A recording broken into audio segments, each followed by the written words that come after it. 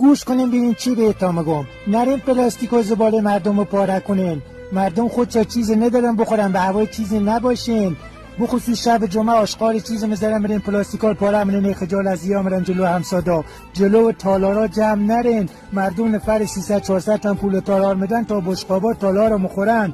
تو سیاهه حواست باشه، نرو کفتر زاغدم سیاه محمد بخور، با محمد کلکل نکن.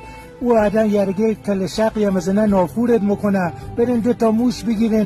گوش کنین ببینین چی بهتون میگم. نرین پلاستیک و زباله مردم رو پاره کنین. مردم خودشا چیزی ندارن بخورن، به هوای چیزی نباشین.